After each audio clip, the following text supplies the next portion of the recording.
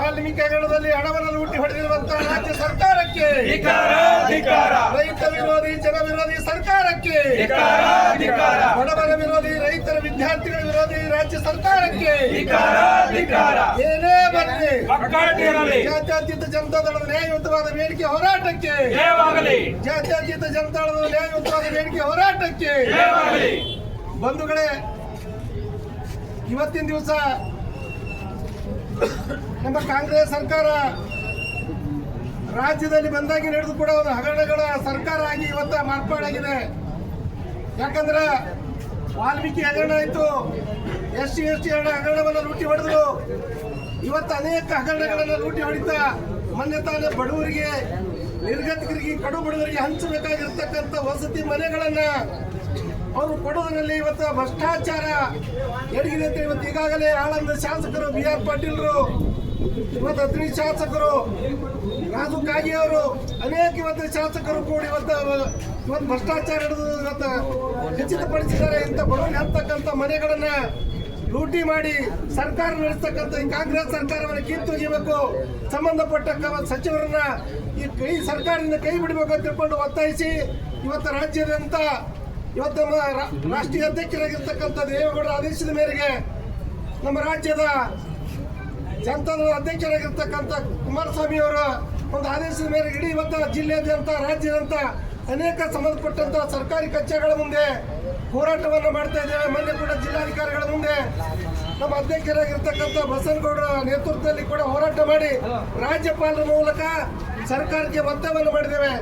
ಬಡವರಿಗೆ ಅಂತಕ್ಕಂಥ ವಸತಿ ಹಗರಣದಲ್ಲಿ ಲೂಟಿ ಹೊಡೆದಿರ್ತಕ್ಕಂಥ ಸರ್ಕಾರ ಅದನ್ನ ಅವರ ಸಚಿವರು ಕೈ ಬಿಡಬೇಕಂತ ಒತ್ತಾಯಿಸಿ ಆಗ್ರಹಿಸಿ ಇವತ್ತು ಕೂಡ ಸಿಂದಗಿಯಲ್ಲಿ ನಮ್ಮ ತಾಲೂಕು ಅಧ್ಯಕ್ಷರು ಇವತ್ತು ದಕ್ಷ ಅಧಿಕಾರಿಗಳಾಗಿ ಇವತ್ತು ಸೇವೆಯಿಂದ ನಿವೃತ್ತಿಯಾಗಿರ್ತಕ್ಕಂಥ ML ಪಾಟೀಲ್ ನೇತೃತ್ವದಲ್ಲಿ ನಮ್ಮ ಮಾಜಿ ಅಧ್ಯಕ್ಷರು ಜನತಾದಳದ ಮತ್ತೇನು 20 ವರ್ಷಗಳಿಂದ ಸೇವಿಸಿರ್ತಕ್ಕಂಥ ಪ್ರಕಾಶ ಮತ್ತು ಹಿರೇಕುರ್ದವರ ನೇತೃತ್ವದಲ್ಲಿ ಇವತ್ತು ನಮ್ಮ SC ST ಮುಖಂಡರಾಗಿರ್ತಕ್ಕಂಥ ಭೀಮಣ್ಣವರ ನಾಯಕತ್ವದ ಅನೇಕ ಇವತ್ತು ಹಳ್ಳಿಗಳಿಂದ ಯುವಕರು ಕೂಡಿ ಸರ್ಕಾರವನ್ನ ಇವತ್ತು ಒತ್ತಾಯಿಸಲಿಕ್ಕೆ ತಾವೆಲ್ಲ ಬಂದಿದ್ದೀರಿ. ಬಂಧುಗಳು, ನನಗೂ ಕೂಡ ಮೊನ್ನೆ ನಮ್ಮ ML ಪಾಟೀಲ್ರು ಇವತ್ತು ಪ್ರಕಾಶ್ ಅಣ್ಣವರು ಹೇಳಿದ್ರು, ಇವತ್ತು ಇಂಡಿ ಪಕ್ಕದಲ್ಲಿ ಇದ್ದೀರಿ, ನೀವು ಸ್ವಲ್ಪ ಅಂತರದಿಂದ ಬಿದ್ದಿದ್ರಿ, ತಾವು ಇಲ್ಲಿ ನಮಗೆ ಹೋರಾಟಕ್ಕೆ ಬೆಂಬಲಿಸಿ ಬರಬೇಕು ಅಂದಾಗ ನಾನು ಕೂಡ ಬರ್ತೀನಿ ಗೌಡ್ರೆ ಎತ್ತಿಕೊಂಡು ಇವತ್ತೆಲ್ಲ ನಿಮ್ಮನ್ನ ಹೋರಾಟಗಾರರನ್ನು ಉದ್ದೇಶಿಸಿ ಇವತ್ತು ನನಗೆ ಸ್ವಾಗತ ಮಾಡಿದರೆ ನಿಮ್ಗೆಲ್ಲರಿಗೂ ಕೂಡ ಅಭಿನಂದನೆಗಳನ್ನು ಸಲ್ಲಿಸುತ್ತಾ ಈ ಒಂದು ರಾಜ್ಯ ಸರ್ಕಾರದ ವಿರುದ್ಧ ಖಂಡಿಸಿ, ಯಾಕಂದ್ರೆ ಜನತಾದಳ, ಜಾತ್ಯತೀತ ಜನತಾದಳ ಈ ಭಾಗದಾಗ ನೀರಾವರಿ ಆಗಿತ್ತಲ್ಲ ಅಂದ್ರೆ ಇವತ್ತು ಕಡ್ಡಿ ಬೆಳೀತಿತ್ತು, ಇವತ್ತು ಕುಡ್ಲಿಕ್ಕೆ ಗುಬ್ಬಿ ಕಾಯಿಗೆ ನೀರು ಸಿಗ್ತಿತ್ತಲ್ಲ. ಅಂತ ಒಂದು ಸಂದರ್ಭದಲ್ಲಿ ಇವತ್ತು ನಮ್ಮ ಪ್ರಧಾನಿಯಾಗಿರ್ತಕ್ಕಂಥವ್ರು ದೇವೇಗೌಡರು, ಈ ಭಾಗದ ಮಂತ್ರಿಗಳಾಗಿರ್ತಕ್ಕಂಥ MC ಮನಗೋಳಿ ಸಾಹೇಬರು ಇವತ್ತು ಒತ್ತಾಯ ಮಾಡಿ ದೇವೇಗೌಡರು ಪ್ರಧಾನಿ ಆದ ಮೂಲಕ ಸುಮಾರು 11,000 ಕೋಟಿಯನ್ನು ಕೊಡುವ ಮೂಲಕ ಇವತ್ತು ಆಣೆಕಟ್ಟನ್ನು ಕಟ್ಟಿ ಈ ಭಾಗಕ್ಕೆ ನೀರಾವರಿ ಹರಿಸಿ ಈ ಭಾಗದಾಗ ಹಸಿರು ಕ್ರಾಂತಿಯನ್ನು ಹರಿಸಿರ್ತಕ್ಕಂಥ ಮಹಾನ್ ಪಕ್ಷ ಯಾವ್ದು ಇವತ್ತು JDS ಪಕ್ಷ ಇವತ್ತು ನಾನು ಹೇಳಕ್ಕೆ ಇಷ್ಟಪಡ್ತೇನೆ.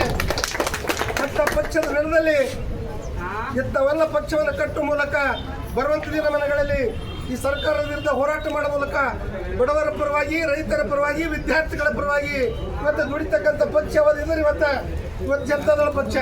ಇವತ್ತು ನೋಡ್ರಿ, ರೈತರು ಕುಮಾರಸ್ವಾಮಿ ಅವರು ಮುಖ್ಯಮಂತ್ರಿ ಆದ್ರಲ್ಲೇ ಈ ಭಾಗಕ್ಕೆ ರೈತರು ಕಷ್ಟದಲ್ಲಿದ್ದಾರೆ ತಿಳ್ಕೊಂಡು 25,000 ರೂಪಾಯಿ ಸಾಲ ಮನ್ನಾ ಮಾಡಿದ್ರು.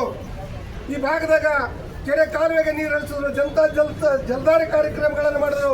ಅನೇಕ ರೈತರ ಪರವಾಗಿರ್ತಕ್ಕಂಥ ಯೋಜನೆಗಳನ್ನ ಜಾರಿಗೆ ತಂದಿರತಕ್ಕಂಥ ಯಾವುದಾದ್ರೂ ಏಕೈಕ ಸರ್ಕಾರ ಇವತ್ತು ಜನತಾದಳ ಸರ್ಕಾರ.